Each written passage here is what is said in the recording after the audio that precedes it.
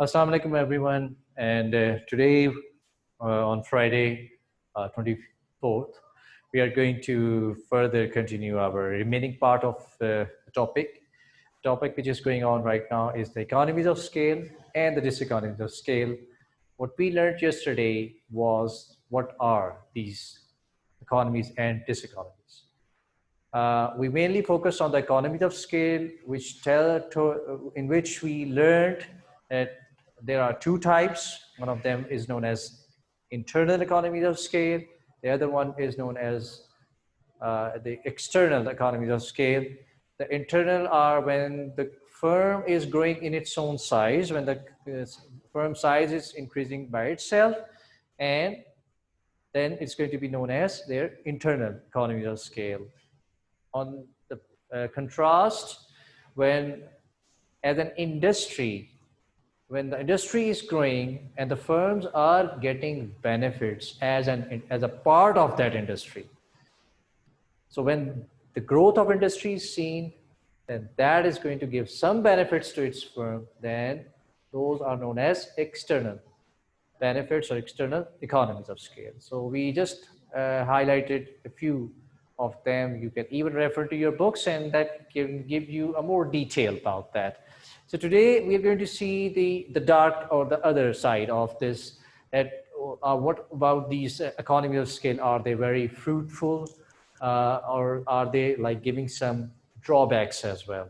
So today we are all concerned about the diseconomies of scale. Dear students, you must have learned something about what we mean by the word scale. When we are talking about scale, we are talking about the scale of production, but we just take it with a small term, that is scale, but eventually it is scale of production, and scale of production shows that on what scale, at what level that we are producing. So there can be a large scale, there can be a small scale. Right now, we are discussing about the large scale economies and diseconomies. And it means that we do have economies and diseconomies of small scale as well. And that is going to be our upcoming or the topic followed by this one. So let's end this today, that how diseconomies of scale actually exist and what are they.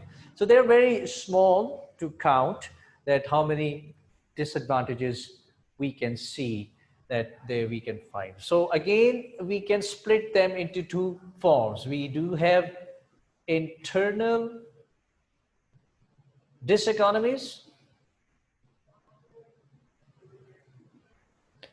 and parallel we can have external diseconomies. Let's find out that what are the things and why and how to define it. We already have learned that when a per unit cost, which is also known as average cost, if the average cost of any firm is increasing or decreasing due to the increase in output, of course. So showing cost on this side and output on this side, when we see from 0 to this side, when the output is increasing, the cost is actually falling. Why it's falling? Because it is falling from this point to this height. So it is falling, okay? But after this minimum point, it is increasing. So we know that when it is falling this way, it is due to the economies of scale, right? And this part, which is moving upward, is due to diseconomies of scale, which is actually our today's topic. So from the diagram, we can also learn that what is the shape and of average cost or per unit cost and why it is falling and increasing just because of the economies and diseconomies of scale. So now these diseconomies are actually coming, they are classified into two types. We have internal diseconomies and we have external diseconomies. So it means that this must be something which is with the growth of the firm itself. When the firm is internally growing, it's increasing its factor of production. That increase in the factor of production, which is going to result in more output. The more output is increasing in the result of increasing your internal factors of production. So it's very simple. The more the factor of production, the more output you're increasing. So more the output you're increasing, and in that case, if your per unit cost is increasing, that means that your output might be slower, but the cost you are paying for it, it is increasing gradually. That is continually increasing. Now, considering the internal diseconomies, first of all, what we actually learned about the internal diseconomy, like how the average or per unit cost would increase. So number one, let's suppose if the firms are growing in large sizes, it must have been like increasing its factor of production. For example, like if they are increasing their land, like they are buying more premises, they are acquiring more labor, they are acquiring more machines. So they have their setups in various areas of a city maybe, or maybe nationwide, or maybe worldwide as well. Okay, so we have companies, we have firms around us, which we can see that they have their production units. Those who are working on the large scale, they might be in one city, can be within the city, they might have like dozens of their branches who are producing for them just because of their higher demand. The more output they are increasing, or they have to produce. So sometimes, what are those problems which actually increase your cost? The very top of that, which we can highlight over here, before we jot on the point, let's have a little discussion and understanding first. Like, don't you think that there are like 10 different branches around various cities? There is one company which has its branches in more than 10 branches in 10 cities. Now, do you think it's very smooth to function simultaneously, or at the same time they are producing very efficiently? Don't you think that sometimes there might be 5 units might be working very good, and some of them they might not be very good in producing? What could be the reason? Okay, if I just highlight one word,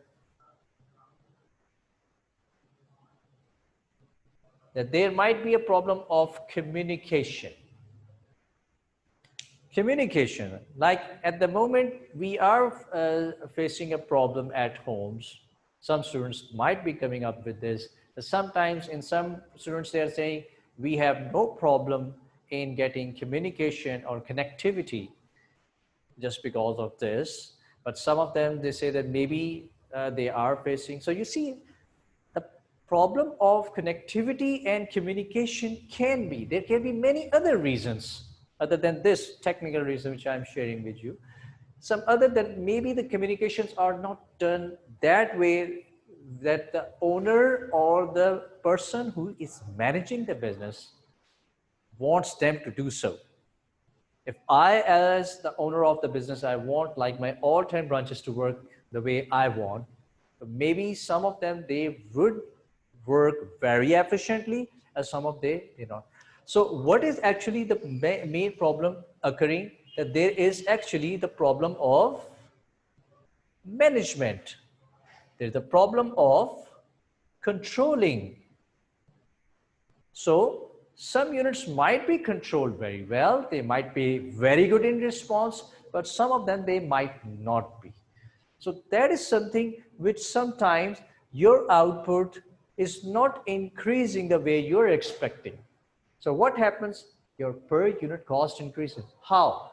Like if the returns are gradually falling, if some units their returns on scale, returns on scales mean that if they are putting up some resources, but their output is not increasing with the same ratio or percentage, then it's not going to be increasing on return on the scale, but it's going to be decreasing in the returns on the scale of production. So when there's a decrease in the uh, production scale, then this is going to increase your per unit cost. How? Because you have to pay the rent for the building, you are paying them some salaries and wages.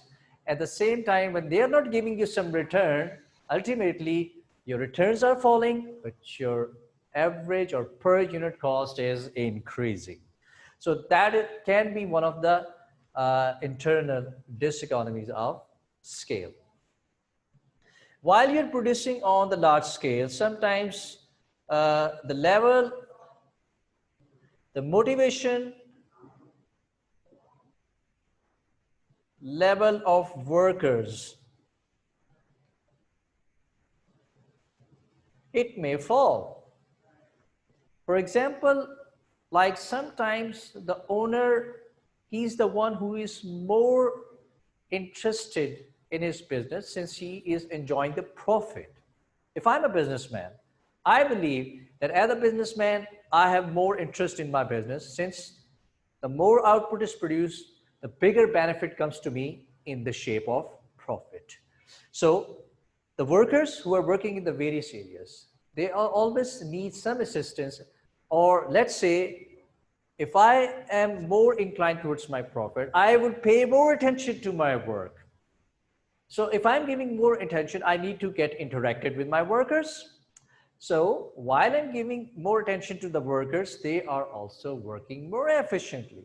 But now when you're producing on the large scale, you are hiring a force of managers, which we learned yesterday. That was that we have managerial economies of scale. So appointing more managers, when they are getting their salaries, they will be not that much motivated to see their workers the way an owner should be. Like an owner would have more pain to address the business problems. Maybe a manager won't be. His work could be like subjective. He will always follow the rules, the job description rules. Let's say this is my job, I will do that, but something out of the way, I would not.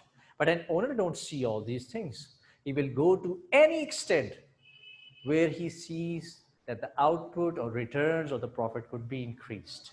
So for that reason, that the motivation that a worker gets is more when he's more interacted with his employer or his owner of the business, or let's say an entrepreneur.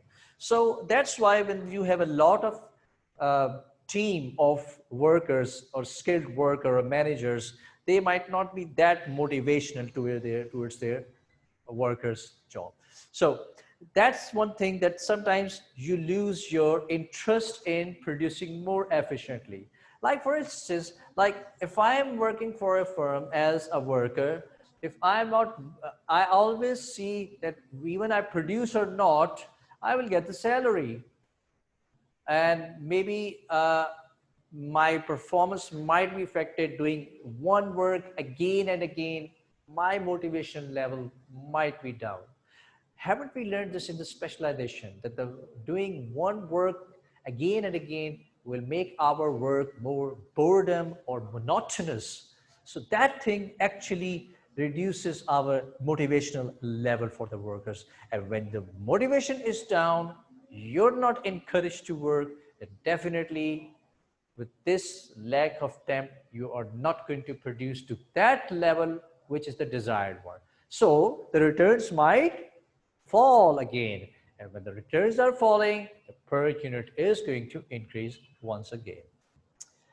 Okay, so internal diseconomies, so far we have learned that communication could be the reason, the management and controlling of the business is sometimes is difficult, and sometimes we have the problem of the motivation level of the workers, it's declined, and sometimes in the large setups, the industrial relationships are also affecting. For example, if you're running a very big business, you might see that a huge workforce might form some kind of a union, which we usually know name is at a trade union. So trade unions are something which are, you know, that how effectively and efficiently they should perform.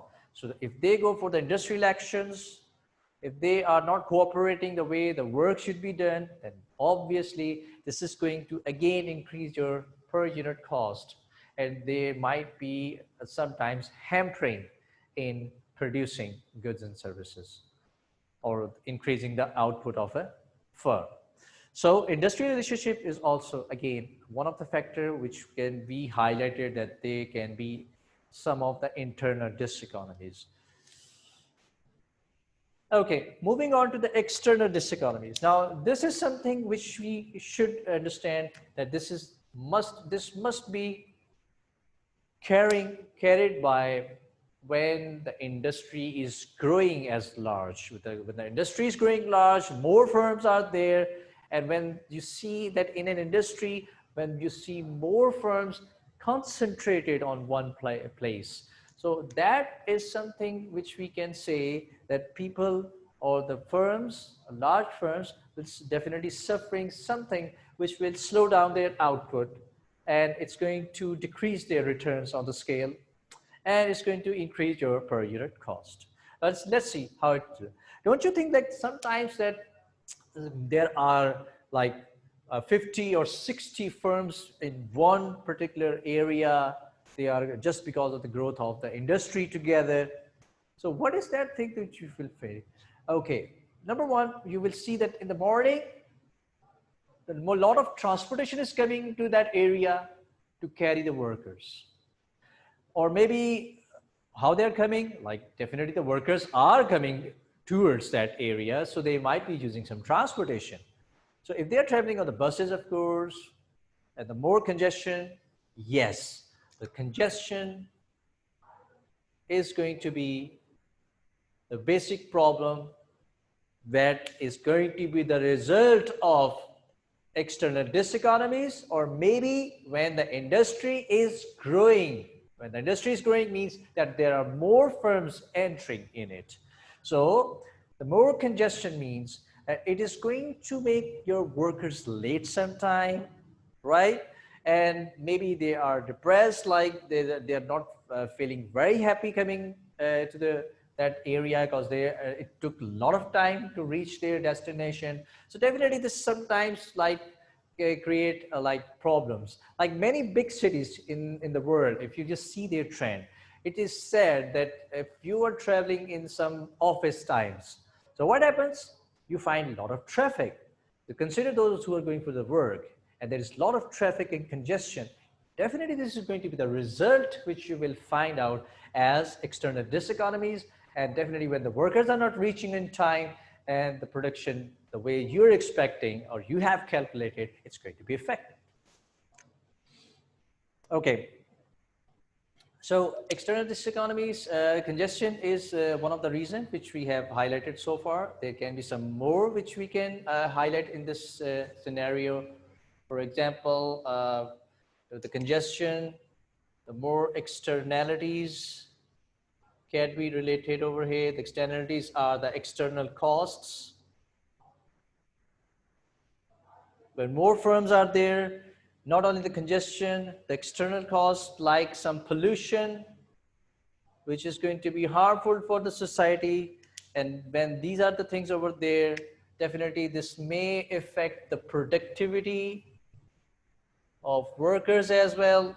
More pollution means like you don't find clean environment, you don't find clean waters for yourself, and this is going to somehow affect on our health as well. When the health is suffering, our productivity might be affected. When the productivity goes down, that is something which is increasing our per unit cost. So again, it's going to be external diseconomies, something which is happening just because of the growth of the industry together. All right. Moreover, if the industry is growing somewhere, it means that there is more commercialization you will find over there. More commercialization means that there might be some points and some places which might be like finding its demand due to their location. So what happens When the demand of location is increasing, more people preferring themselves to get their clothes, or if they want to like rent out the premises, or they want to buy those premises where the industry is growing, don't you think that that commercial area is going to rise in its prices? Absolutely right. So the prices of location may rise. You will find a rise in the price of the location due to that area which has been concentrated with all the firms together. So that's why this is how some of the disadvantages which we can classify from the point of view how the diseconomies of scale and how we can separate them. When they are growing as a firm, then they are going to find such problem like this. And if they are growing as an industry, these problems can be highlighted. Okay, so that's it for today, and we are going to have a short lesson today, and we're going to convert this on Monday. Definitely, we are going to have again a continue of this lesson, which is going to be known as the economies of scale of small firms.